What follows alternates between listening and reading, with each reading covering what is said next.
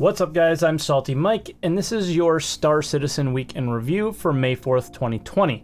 I want to start out this week by apologizing, I guess, for my thumbnail last week. I didn't intend to clickbait or anything. Honestly, 3.9 is here, 3.9 is live. Usually to me means like I'm able to play it. I understand why some people would have clicked it and thought it's live. Oh, let me go check and see for a download. So I apologize, I changed my thumbnail and everything on that. I was just excited I can finally talk about it. I don't think you understand, like, especially for 3.9, how long the Evo cycle was and the amount of leaks that were going out and all those things, and you really just kind of want to talk about it, and it was exciting. So we're going to start out the video like we always do with patch notes discussion, except it's going to be a little bit different today where 3.9 live went out, but the patch notes were exactly the same as the PTU. They were just kind of carbon copy. So I wanted to take this time, and we've done this in previous weeks in review, to discuss the major issues of the patch. So first off, I've been doing a lot of box deliveries. There are some issues with, I don't know, the location of drop off being like underground, stuff like that. Those the devs are aware of, and hopefully there'll be a fix in the 0.1 patch. There is a little bit of a mining exploit selling thing where like I've had an opportunity to be able to sell it twice. The no-fly zones are a disaster. People are getting stuck in them, and with huge cargo loads, and people are constantly coming into my Twitch chat and complaining about the fact that they lost this load of cargo to a 30K, or in particular to these no-fly zones. So hopefully those get fixed in a 0.1. Obviously, I mentioned the 30Ks. They're happening to some people often and not others that often. I've had one in the 4 or 5 days that I've played Star Citizen since 3.9 went out, so it's been pretty good for me, but I'm hearing a lot of other people say there are issues with that. Voice over IP, we're also having some issues with our group. Some people being able to join the channel and hear each other, and others not, as well as just you being able to hear random people in global chat talking in your voice channel, which is a little bit weird. Also, there was a post from Molly this week that said 3.9 was going to have a database wipe, and there was like some hysteria about it, like, oh my god, they're going to wipe our progress. They said they weren't, and it really just resets your character's DNA, so the way your character looks, your spawn location, your loadout, and your cargo in any ships. So this doesn't reset your alpha UEC that you've earned. Some people reported to me that they lost like purchased components, but that's not the end of the world. Because nobody reported that I heard of losing ship purchases. That would be a big one, right? Everyone was freaking out that there was going to be a full wipe, but there wasn't. Now, moving on to roadmap updates. And this week didn't give us any roadmap updates. Basically, they said with the fact that they're going to be changing the naming convention of 4.0 to a different number, that they're going to make some changes to the roadmap. So we're going to see those changes next week. No progress watch. There's nothing's changed. So the expectations are next week, not only are we going to see changes to the naming convention, but we should see some progress made into whatever they end up calling 4.0, as well as just general, I would guess, movement on the roadmap as well, due to everything that's going on in the world. So that's it for roadmap updates. Let's move on to video updates. We had both an ISC and a Star Citizen Live, so we're going to start out with ISC this week. And it wasn't a great one.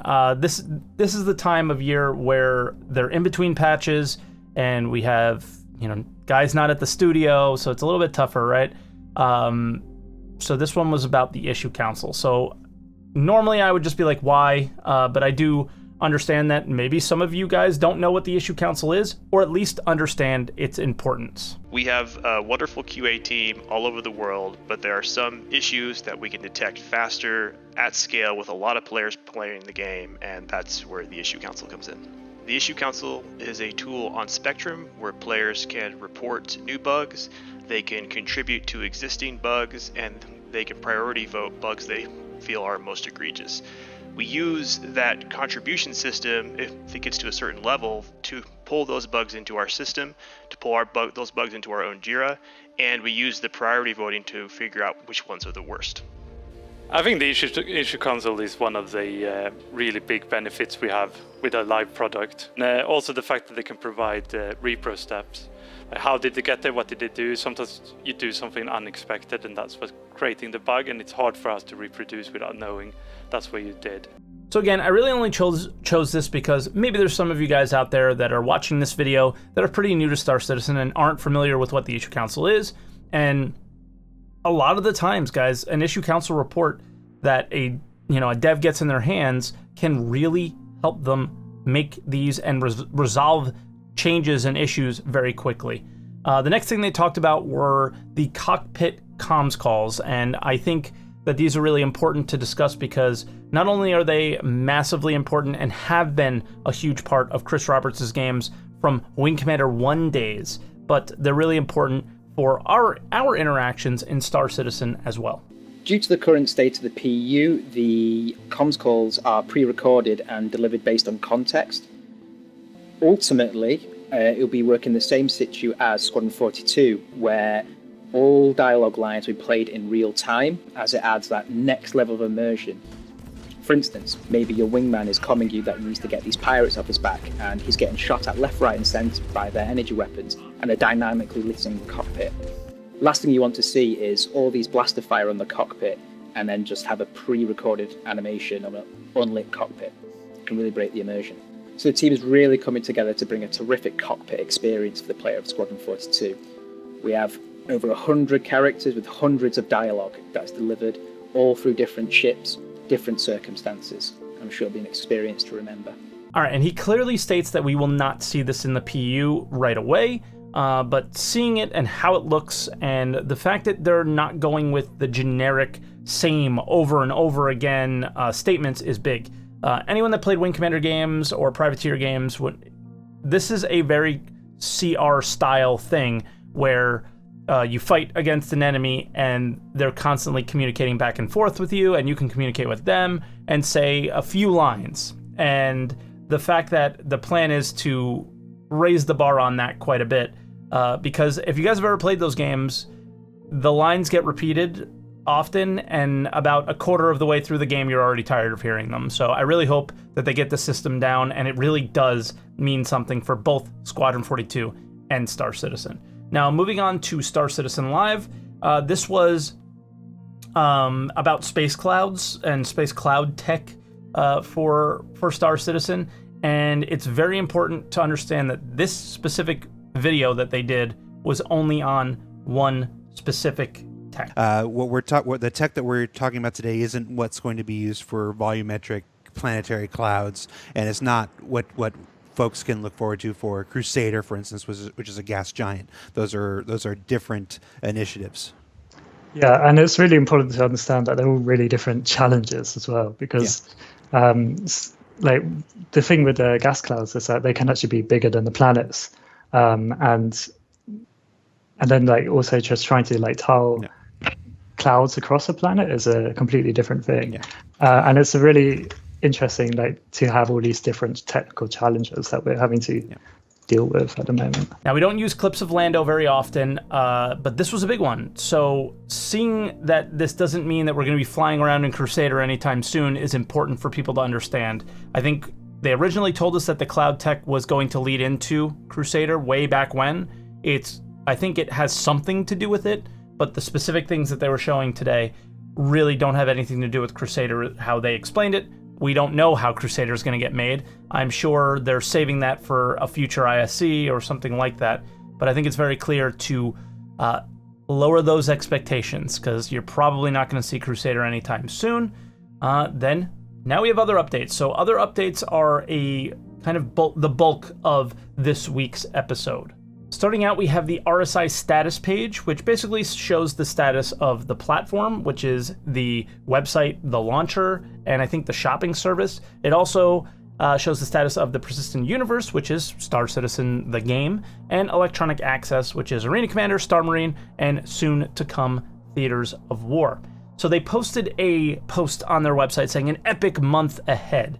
And what they basically explained was that you have 3.9, you can enjoy it, as well as there's going to be a free fly coming, and there's going to be updates on Theaters of War. So this is pretty exciting. I don't know if it's coming soon, how soon, but we hope to see some updates on that soon. I mean, basically they told us it was going to be in the first half of the year. We are past the first half of the year at this point, so well, at least the first half of the patches for this year. We had 3.8, now we have 3.9. So we're hoping to have this sometime in between 3.9 and 4.0, right? So the hope would be that by 4.0 we would have it. So we'll see what they say about that. Speaking of 4.0, 4.0 is no more. Xylo came on Reddit and explained that they want to save that and reserve 4.0 for when they leave the Stanton system, and that only makes sense. I think we've talked about that on the show here in the past. So apparently they're changing it to 3.10 or 3.10. I have no documentation of them saying that, but that's what a lot of people in my community have been telling me, but I don't have the reference for it. I like to reference everything. Those are going to be in the links in the description, and I don't have that referenced. Citizencon, it's canceled. So there was no guarantee that Los Angeles would open, and these things takes tons of planning and money to organize, so why waste it and make sure that, you know, they invest our money wisely, and this wouldn't be a wise investment to hope that Los Angeles would open back up and we would be able to celebrate Citizencon. So they plan on celebrating our community throughout the year, so keep an eye on what those things are. Maybe it's just like contests and things that they've done in the past. Hopefully they iterate a little bit on that and do some cool stuff to make up for the lack of Citizencon. Also, on October 10th, they plan to celebrate Star Citizen's birthday digitally. They made it very clear that this would not be a virtual Citizencon, so we won't have Chris Roberts and devs on a stage somewhere going through the normal agenda that they would. But it will be an online celebration with the community. So no clue what that means. Are we involved? I hope not. For me, my personal preference is that we have a more polished video of the tech and features that we expect to come online in the next year. That's what Citizencon tends to be. Over the course of the year, we see the things that they show at Citizencon come to life in Star Citizen. And I really hope we get to see that. We also know that Citizencon was supposed to have some sort of update on Squadron 42. So we expect that to be there. So maybe a nice polished video about where Squadron 42 is at. Maybe another vertical slice, what the vertical slice looks like now versus what it was back then. I don't care. Just update us on it that it's going to be coming out soon, because I want Squadron 42 out so we can see the focus shift properly to the PU. Because the PU is what makes all the money right now, and it's what I think most of Star Citizen fans are excited for. I obviously am excited for Squadron 42 as well as I am a Wing Commander fan, but I'm ready for that game to come out because it's been holding up the MMO that I wanted to play for far too long. Now, the Asperia Prowler also came out, and they give us a pretty cool commercial, as well as a bird helmet that honors the bird people, I guess. I'm not a huge fan of it, but let me know in the comments what you guys think about that. Right now, it's also the best fighter in the game, and that makes zero sense. So this is a perfect example of how poor the flight model is, how poor ship combat is. Don't buy this ship because it's currently the best fighter. That's gonna change. Make sure you purchase this because you're interested in what a dropship is, right? Dropping your friends off in FPS locations to engage in other enemies or NPCs or whatever. That's what the ship is intended to do, not be a dogfighter. So hopefully they get that figured out and resolved. Maybe it's something related to like mass and you know what? I don't know. I've kind of thrown my hands up on the ship combat thing because it just doesn't seem like it's enough of a priority right now. But we do see that they're making these slight changes occasionally each patch, but nothing too drastic. Now, you may or may not have seen that ships are just changing colors randomly in the game.